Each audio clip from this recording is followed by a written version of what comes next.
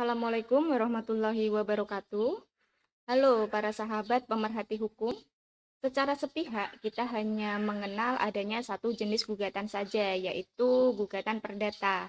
Namun, apabila kita menilik secara teoritis, gugatan konvensional secara substansi terbagi atas gugatan kontensiosa dan gugatan voluntair.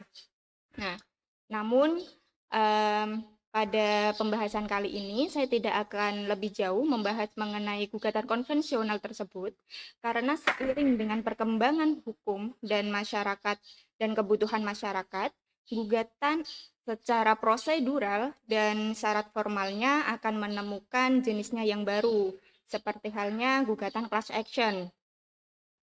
Nah, gugatan class action secara umum itu gugatan yang berisi tuntutan melalui proses pengadilan yang diajukan oleh satu atau beberapa orang yang bertindak sebagai wakil kelompok. Nah, perwakilan kelompok ini nantinya bertindak bukan hanya untuk dan atas mereka sendiri, melainkan untuk dan atas nama seluruh anggota kelompok tanpa memerlukan surat kuasa. Yang perlu digarisbawahi di sini yaitu antara seluruh anggota kelompok dengan wakil kelompok harus memiliki fakta dan dasar hukum yang sama, yaitu yang pertama adanya kesamaan kepentingan, kesamaan penderitaan, dan relief.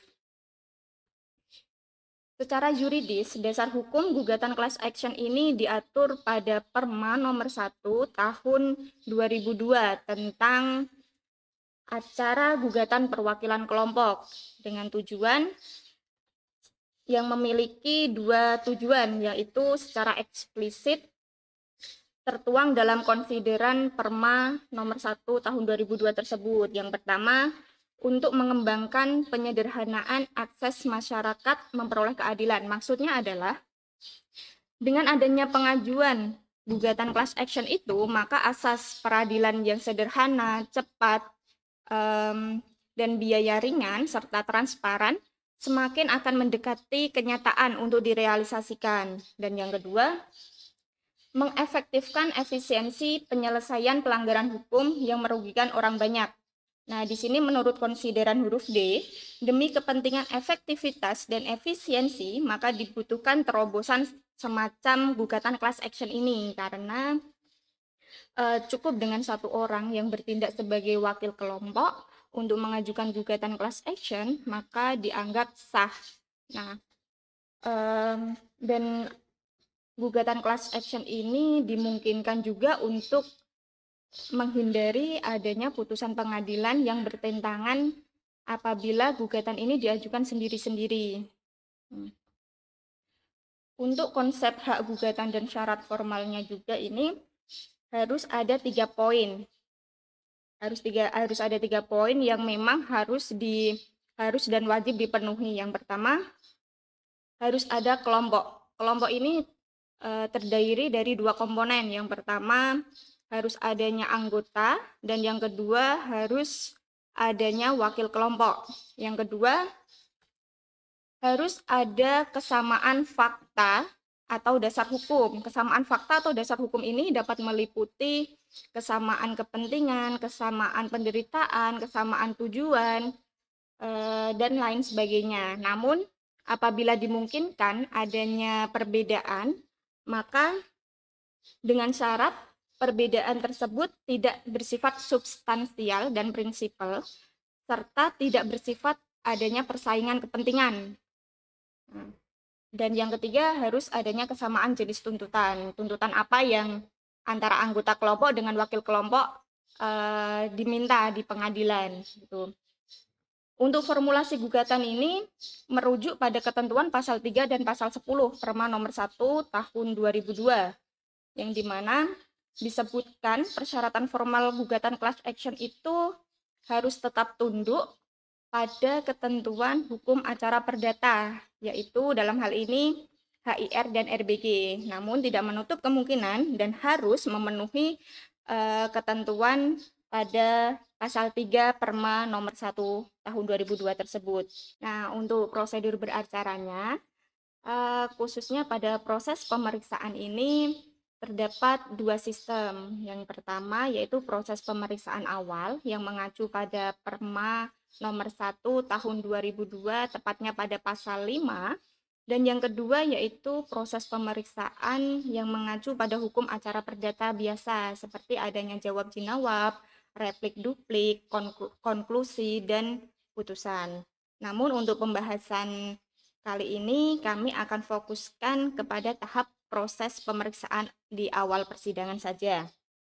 Nah, pada proses awal persidangan, pada proses awal merupakan tahap untuk pembuktian tentang sah atau tidaknya persyaratan gugatan class action yang diajukan. Nah, pada tahapan ini nantinya hakim akan memeriksa dan mempertimbangkan mengenai kriteria gugatan class action yang bersangkutan.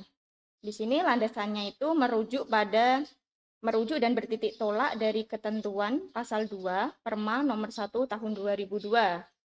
Nah, setelah itu nanti hakim akan menerbitkan adanya penetapan pengadilan. Penetapan pengadilan ini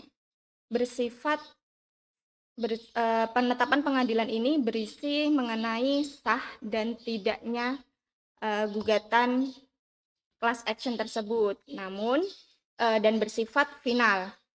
Artinya adalah bahwa penetapan pengadilan tersebut tidak bisa dilakukan upaya hukum, kecuali apabila penggugat ingin tetap meneruskan perkaranya, maka gugatan dapat ditarik dan diajukan kembali ke pengadilan.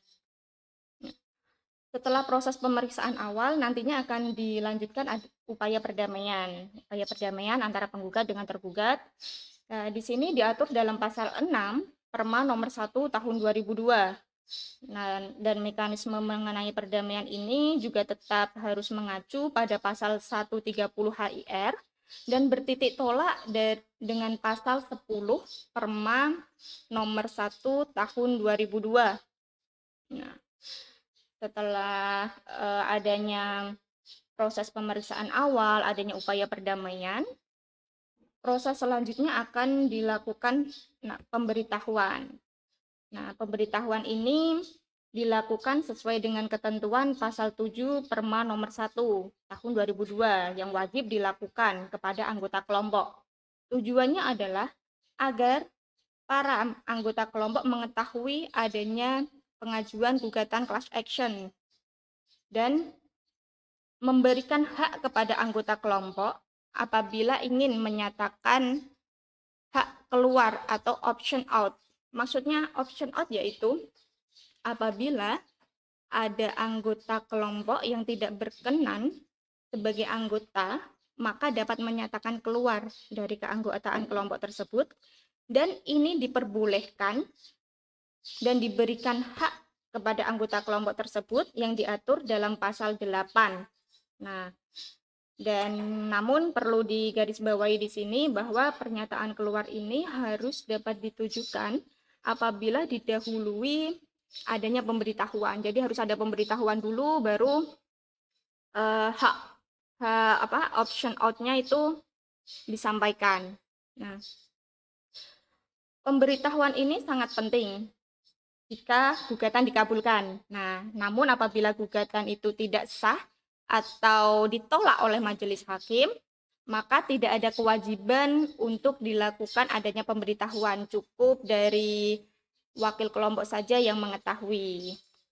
Nah, dan yang terakhir akan ada putusan pengadilan. Putusan pengadilan ini bervariasi tergantung dari pembuktian dan pertimbangan hakim yang diberikan. Namun mengenai ganti rugi yang dikabulkan, hakim akan berpedoman pada pasal 9 Perma nomor 1 tahun 2002. Nah, sebagai contoh, ini ada perkara nomor 181 garing PDT garing titik G garing 2007 garing PN titik Semarang. Nah, ini mohon maaf untuk identitas para pihak kami tutupi karena untuk menjaga privasi mereka.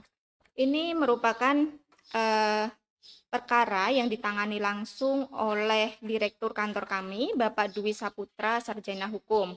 Nah, mengenai kasus ini pada pokoknya adanya kesamaan fakta, kesamaan dasar hukum, dan kesamaan tuntutan oleh masyarakat atau penggugat kepada Wali Kota Semarang atas dikeluarkannya surat keputusan Wali Kota Semarang.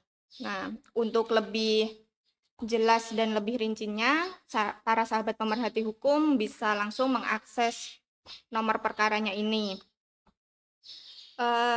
Demikian untuk pembahasan kita pada siang hari ini. Nantikan kami pada episode selanjutnya dengan pembahasan yang tentunya menarik dan harus diikuti. Ingat, hukum untuk kita dan untuk semua. Terima kasih.